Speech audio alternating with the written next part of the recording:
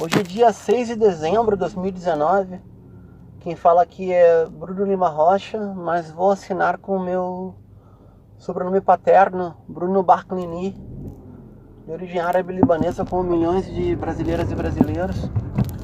E é uma tentativa, essa coluna, é a primeira edição, de trazer, não uma novidade, nem sequer uma análise aprofundada, mas uma coluna em língua portuguesa, do português falado no Brasil, evidente, que traga fundamentos da luta dos povos no Oriente Médio e com uma atenção especial com aquela causa que unifica o mundo árabe, aquela causa que no século XX era a ponta de lança, o fio da cimitarra da unidade da nação árabe, al-Wahda al-Arabiyyah, perdão pelo meu árabe horroroso, é o pouco que eu lembro do que eu aprendi,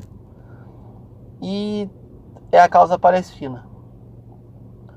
Com essas colunas eu tenho a modesta pretensão de aportar um grão de areia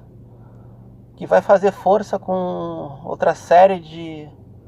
mídias alternativas de base de internet e, por que não, impresso, e um conjunto de publicações em língua portuguesa, em espanhol, em inglês, em francês, que colocam na parte ocidental do mundo, mesmo esse nosso ocidente periférico da América Latina e do Caribe,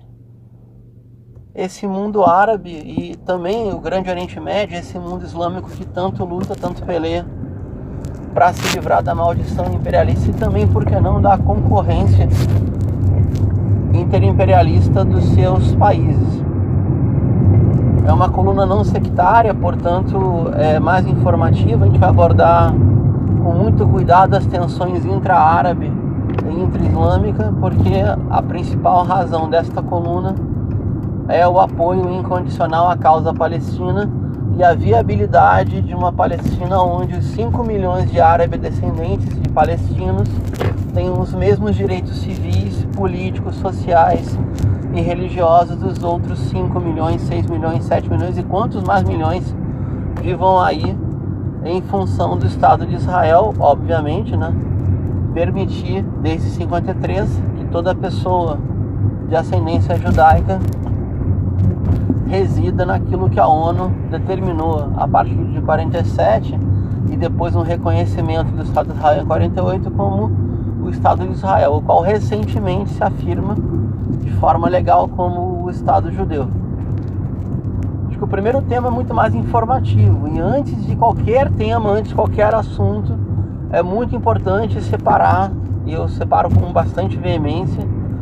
de que não existe nenhuma conotação, nenhum suspiro de antissemitismo nesse propósito aqui. Qualquer pessoa de origem árabe que se coloque como antissemita é um idiotizado, tem um problema seríssimo de autoestima, é um imbecil completo, é uma pessoa que não tem nenhuma condição de fazer política. Até porque semitas somos todos, hebreus ou não, para botar as coisas bem no seu devido lugar. E para concluir essa primeira coluna mais de apresentação, eu me obrigo a entrar no tema daquilo que seria hoje praticamente uma inviabilidade. E com isso até corrijo certas falas que tive, que venho tendo nos últimos 5 anos, basicamente em palestras ou até em debates no Rio Grande do Sul, onde vivo e leciono relações internacionais. 2 povos, 2 estados seria viável, até o acordo de Oslo seria viável se ele fosse plenamente respeitado pelo Estado de Israel, o qual jamais foi. E hoje praticamente se torna impossível. A faixa de Gaza, que fica no Mediterrâneo, ela está sob um cerco militar desde 2007, esse cerco efetivo,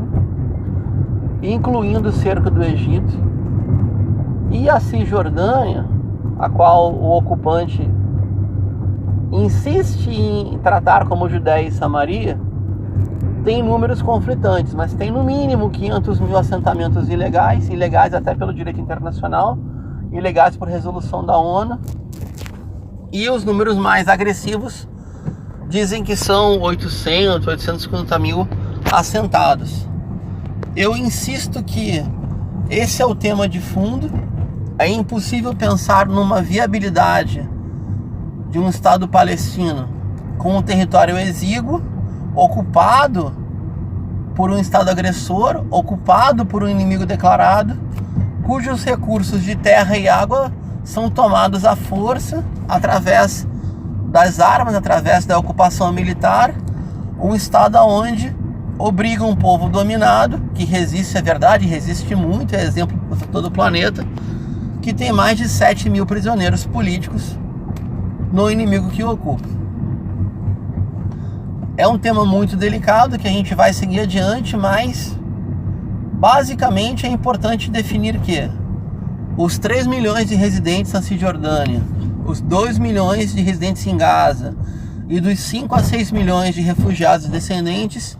têm de ter os mesmos direitos de todo cidadão israelense de origem judaica. Ponto.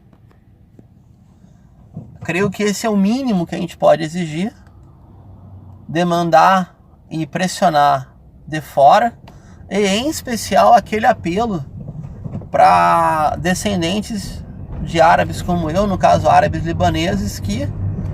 quem abre mão da própria raiz é como aquela pessoa cega e sem memória, como se tivesse acordado num dia e sofrido de uma completa amnésia ou uma lobotomia forçada, que é o que a gente vive. Não sabe de onde vem, não sabe para onde vai e nem onde está. Fico por aqui, essa foi a coluna do dia 6 de dezembro de 2019. Bruno Baclini, todo apoio à causa palestina. Obrigado.